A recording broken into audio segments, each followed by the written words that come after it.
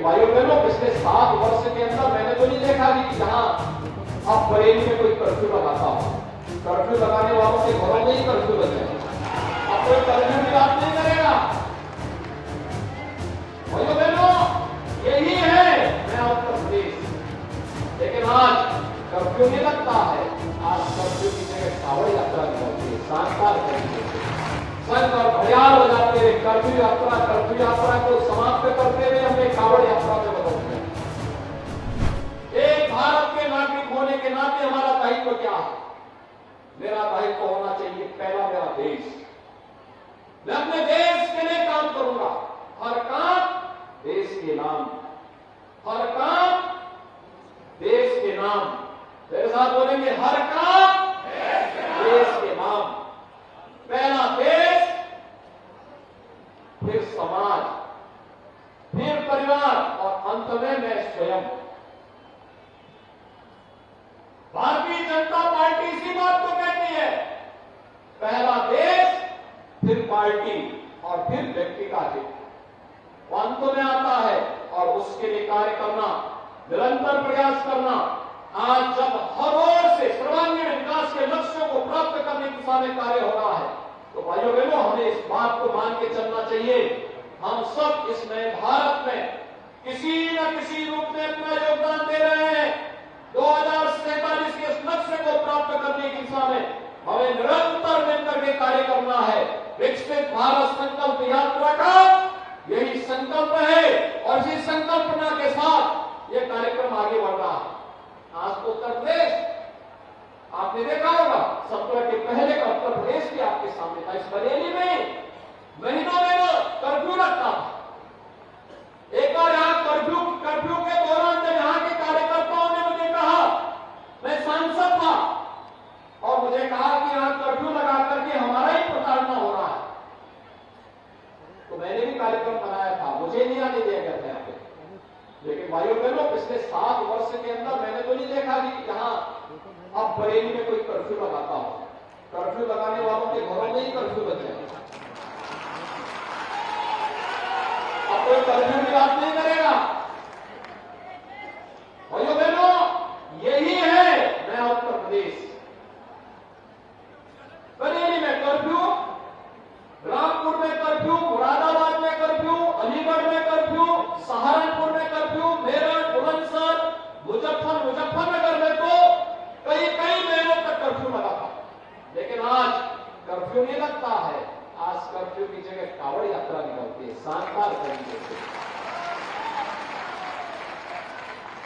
संघ और घड़ियाल बजाते हुए कर्फ्यू यात्रा को समाप्त करते हुए हमने कावड़ यात्रा में बदल दिया। और यही नया उत्तर प्रदेश है।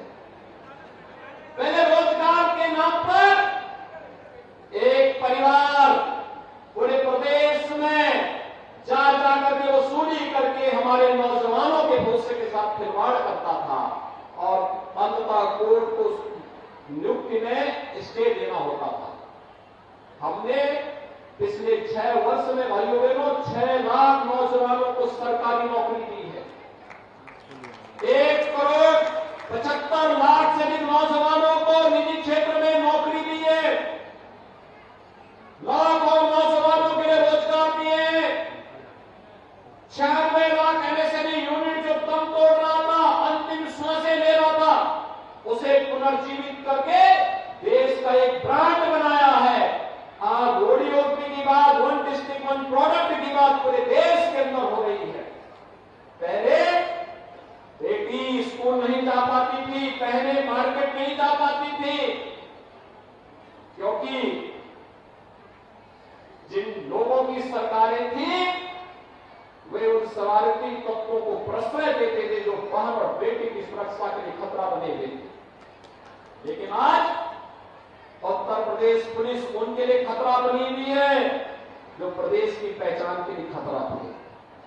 आज उनको गले में तख्ती लटका करके जाना होता है कि साहब एक बार जान बकस तो बस, आगे से कोई कुछ भी शरारत नहीं करेंगे।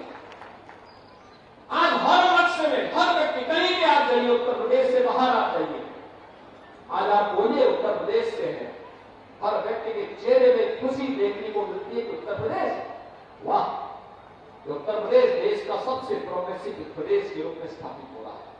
भाइयों बहनों, ये आप सबके आशीर्वाद से प्रधानमंत्री मोदी जी के विजन पर कार्य करने का परिणाम है कि आज एक नए उत्तर प्रदेश का दर्शन हम सब कर पा रहे हैं।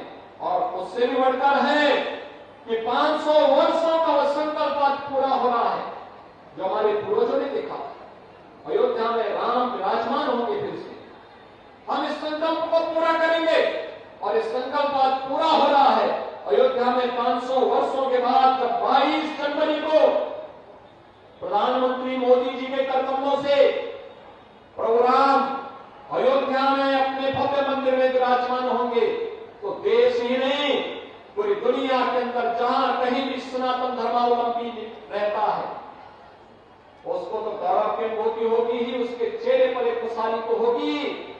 मेरा ये मानना है 22 जनवरी का कार्यक्रम दुनिया के अंदर जहां कहीं भी सभ्यता और संस्कृति को कुचला गया होगा उनमें एक आस है, उनके लिए एक नया विश्वास है। 22 जनवरी का कार्यक्रम और 22 जनवरी का प्राण प्रतिष्ठा का महोत्सव हम सब अपने तरीके से कार्यक्रम प्रारंभ करें। 14 जनवरी से लेके 20 जनवरी तक, 21 जनवरी तक हमारा एक ही कार्यक्रम होना चाहिए, स्वच्छता का कार्यक्रम। अपने गांव में, अपने नगर में, अपने वार्ड में, अपने मोहल्ले में स्वच्छता के कार्यक्रम को जुड़ना। प्लास्टिक फ्री, कहीं कूड़ा कचरा नहीं होना चाहिए। जैसे दीपावली के पहले आप अपने घरों की सफाई करते हैं, अपने नगर को सफाई करिए। आज प्रभु अयोध्या में विराजमान हो रहे हैं, कल मेरे घर में, मेरे गांव में, मेरे नगर में विराजमान होंगे। इस दृष्टि से सफाई की तैयारी करना, स्वच्छता के लक्ष्य को प्राप्त करना हमारा प्रयास होना चाहिए। 14 से स्वच्छता अभियान, 16 जनवरी से हर देव मंदिर में राम नाम संकीर्तन, अखंड रामायण के पाठ की तैयारी करिए। गांव गांव में रामलीलाओं का मंचन करिए। और 22 के कार्यक्रम को स्क्रीन लगा करके लाइव देखिए।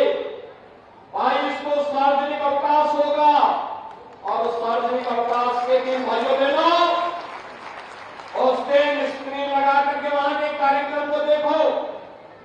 उस दिन अपने अपने गांव में, अपने अपने नगर में भंडारा का आयोजन करो और सायकाल घर में भी, मंदिरों में भी, सार्वजनिक स्थानों पर भी दीपोत्सव के दीपों के माध्यम से एक बार नए भारत की नई दीपावली मना करके राष्ट्रीय पर्व के रूप में हम लोग 22 जनवरी के कार्यक्रम के साथ जुड़ेंगे तो ये आने वाली पीढ़ियों के लिए एक नई प्रेरणा होगी और नया भारत प्रधानमंत्री मोदी जी के नेतृत्व में अपने दम पर भारत को दुनिया की सबसे बड़ी ताकत के रूप में स्थापित करेगा। इस विश्वास के साथ